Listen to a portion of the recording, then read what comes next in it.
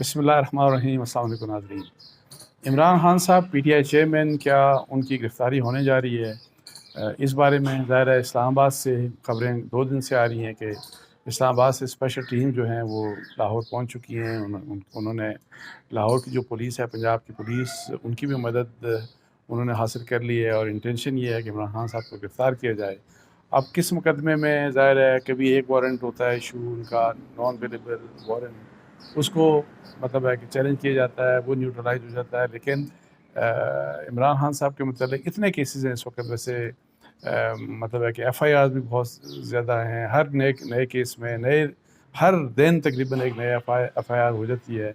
तो किस केस में कब इमरान खान साहब की गिरफ़्तारी हो सकती है कि नहीं, ये मतलब है कि बिल्कुल टोटली ये अनक्लियर है। लेकिन मेरी ज़ाती राय में आल्दो हुकूमत की ये स्ट्रेटजी ज़रूर है, वो बेशक फेडरल गवर्नमेंट हो, पीडीएम की गवर्नमेंट जिसको कहते हैं, या पंजाब की गवर्नमेंट जो कि अपरेंटली एक केयर टेकर गवर्नमेंट है, कि जी इनका कोशिश ये है कि इमरान खान साहब के ख़िलाफ़ जितने भी ज़्यादा केसेस बनाए जाएँ और एफआईआर्स की जाएँ, उनको मतलब है कि उनका सारा जो टाइम है वो कोर्ट्स में, और फिर ये कि जी ये जो एफआईआर्स के बारे में जो पेशियाँ हैं, और यानी उनको इस चीज़ में बहुत ज़्यादा इन्वॉल्व कर दिया जाए ताकि उनकी तवज्जो जो है ज़ाहिर है डिस्ट्रैक्ट हो। और ज़ाहिर है वो पॉलिटिक्स को चाहते हैं, वो कहते हैं कि इलेक्शन हो जाएँ। और 30 अप्रैल आपको पता है कि इलेक्शन का ऑलरेडी अनाउंस्ड है डेट। अब वो होंगे कि नहीं होंगे, इसके बारे में भी बात करूँगा। लेकिन इमरान खान साहब की गिरफ़्तारी के ऊपर मैं आपको इतना बता दूँ कि पहली बात तो ये है कि मेरा नहीं ख्याल कि हुकूमत की कोई इंटेंशन है। मकसद सिर्फ यही है कि उनको वही वाली बात, एक तो ज़रा डरा के रखा जाए। हुकूमत की इंटेंशन ये है कि उनको डराया जाए कि हम आपको गिरफ़्तार कर लेंगे, हम आपको गिरफ़्तार कर लेंगे, और ऐसा माहौल मतलब बनाया जाए। और दूसरा जो है मकसद ये है कि जी आप किसी तरीके से ये जो इलेक्शंस हैं इनको ज़ाहिर है डिले किए जाएँ। लेकिन इमरान खान साहब के बारे में एक बात ज़ाहिर है, ये हुकूमत वो ख़ुद भी बार-बार कह रहे हैं, और अब तो हुकूमत ने भी ज़ाहिर है, आपको पता है कि जो इलेक्शन कमीशन के साथ आईएसआई और आईबी की जो ब्रीफिंग हुई थी रिसेंटली, उसमें ये कह चुके हैं कि इमरान खान साहब की जान को ख़तरा है।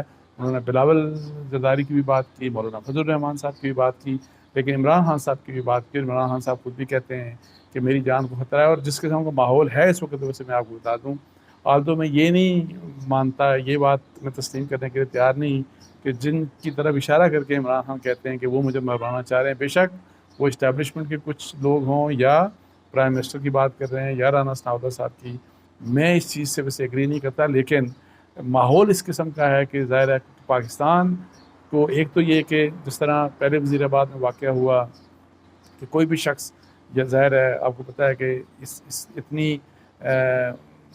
पोलराइज्ड हमारा माहौल हो चुका है इस वक्त सियासत में। और फिर जिस तरह उस शख्स ने जिस जिस वजह से, जो उसकी अपनी एक इंटरप्रिटेशन थी कि जी किस वजह से मैं इमरान खान साहब को जो है वो मारना चाह रहा था, और ये अल्लाह का शुक्र है कि उनकी जान बच गई।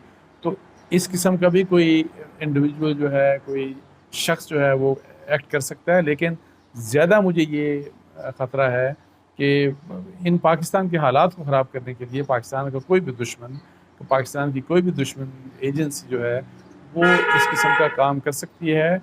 और मैं जेन्युइनली ये समझता हूँ कि वाकई कि इमरान खान साहब की जान को ख़तरा है, और ये हुकूमत की ज़िम्मेदारी है कि उनको जो है इस चीज़ को ज़ाहिर है वो सिक्योर करें, सिक्योरिटी दें उनको। बिकॉज ज़ाहिर है अगर अल्लाह ना करे इमरान खान साहब के साथ कोई मसला होता है, तो फिर ज़ाहिर है उसका एक उसके उसके बड़े सीरियस रिपरकशन होंगे पाकिस्तान के लिए, पाकिस्तान की पॉलिटिक्स के लिए। और चूँकि हमने पहले भी देखा जिस तरह बेनज़ीर भुट्टो साहिबा का जब मर्डर हुआ, असैसिनेशन हुई, तो आप देखेंगे उसके बाद क्या हालात थे पूरे मुल्क में। तो और इमरान खान जो है ज़ाहिर है इस वक्त उनकी अपनी, आप उनकी पॉलिटिक्स से आप इख्तिलाफ़ करें, वो जो कह रहे हैं या वो जो इल्ज़ाम लगा रहे हैं उसके ऊपर आप माने या ना माने, उससे एग्री करें या डिसएग्री करें, लेकिन ये है कि जी इमरान खान साहब की जो है के लिए हालात सिक्योरिटी के लिहाज से मुश्किल हैं। और ये मैं आपको बता दूं कि, और ये ज़ाहिर है सबकी ज़िम्मेदारी है, और सबसे पहले हुकूमत की ज़िम्मेदारी है कि उनको सिक्योरिटी फ़राहम करें। अब ज़ाहिर है पॉलिटिक्स में उन्होंने जलसे भी करने हैं। अभी इतवार के दिन उन्होंने लाहौर में अनाउंस कर दिया। अब आई डोंट नो उसकी इजाज़त मिलती है कि नहीं मिलती।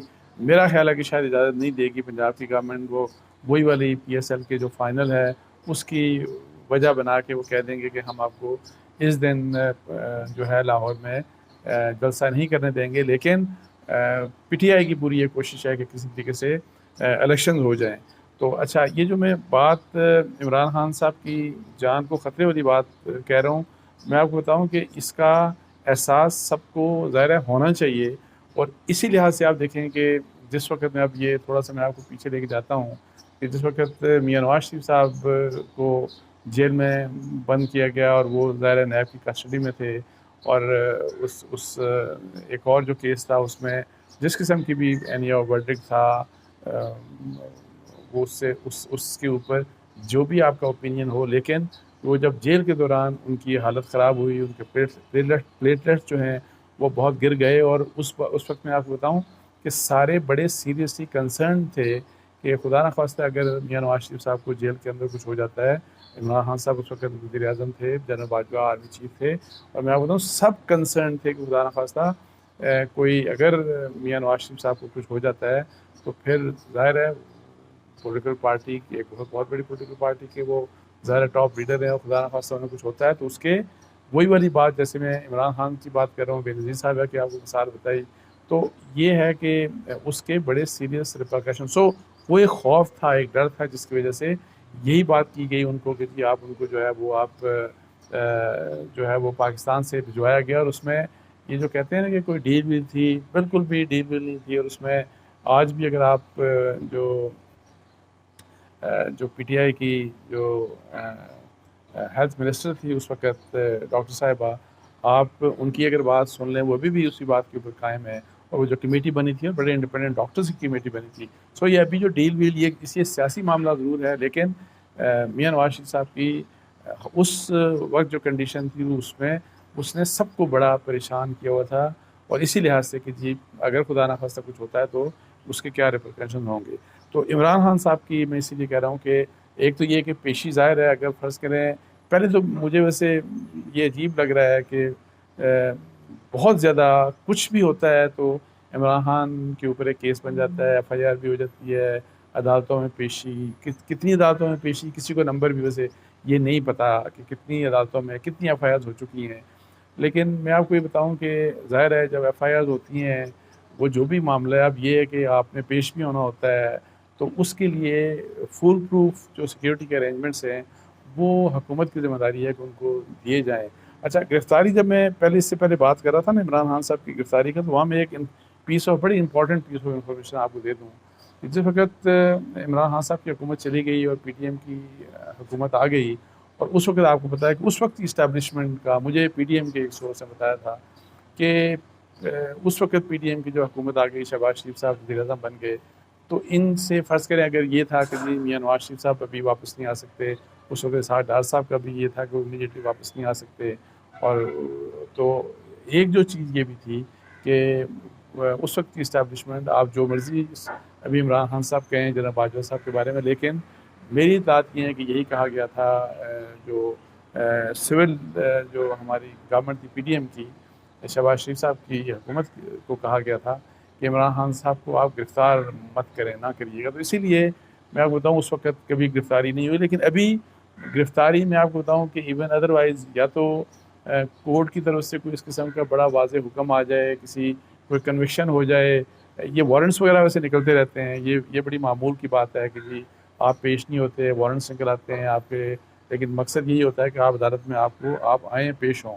तो अब ये एक अलग एस्पेक्ट है, लेकिन मेरा नहीं ख्याल कि हुकूमत को इस बात का शायद अदराक होगा कि अगर इमरान खान साहब अरेस्ट होते हैं तो वो इमरान खान साहब को उसका फ़ायदा होगा, PTI को उसका फ़ायदा होगा, उनकी पॉपुलैरिटी जो है वो मज़ीद बढ़ेगी।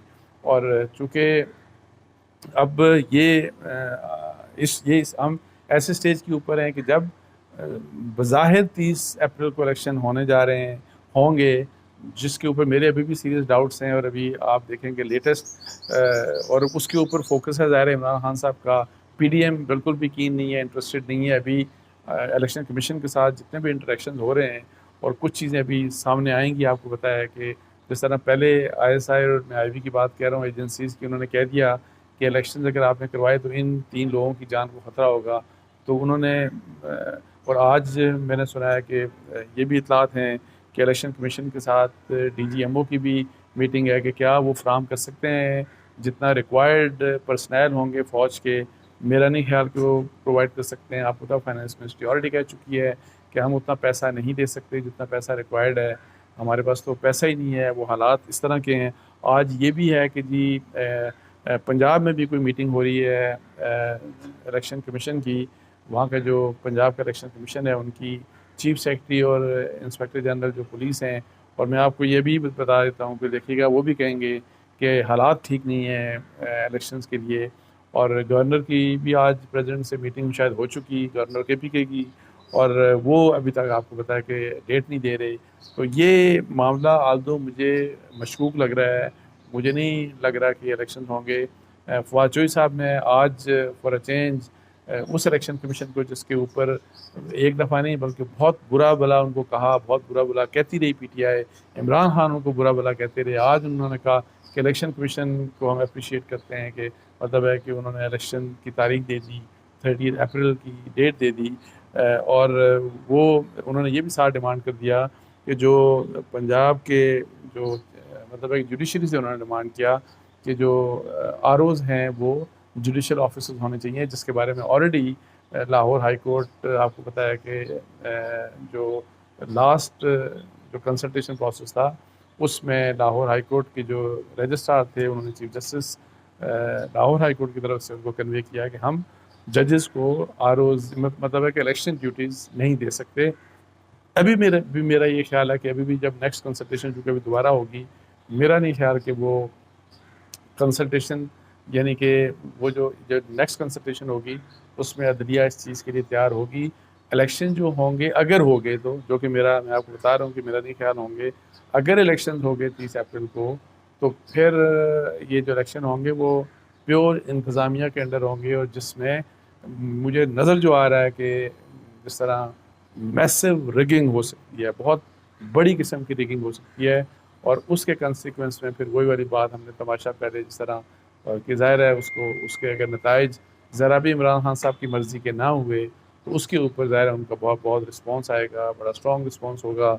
और मैं आपको बताऊँ कि बहुत से केसेस में ऐसे होता है कि जब आप एग्जेक्टिव के ऑफिसर्स को, मतलब है कि डिप्टी कमिश्नर वगैरह को, असिस्टेंट कमिश्नर वगैरह को, उनको जब आप रोल दे देते हैं ROs का और DROs का, और इलेक्शंस के मतलब जब किरदार उनका मॉनिटर का होता है, तो वो बेसिकली न्यूट्रल होते नहीं है। ये हमने कराची में देखा, डस्का का इलेक्शन याद करें, PTI के दौर में हुआ था, वो इलेक्शन किस किस्म का था।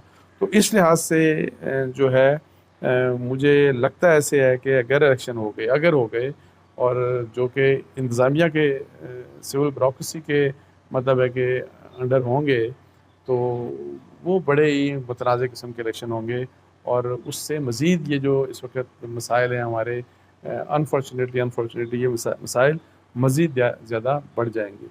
तो इसके साथ ही मुझे इजाज़त दीजिए। ज़ाकल्लाह, अस्सलाम वालेकुम।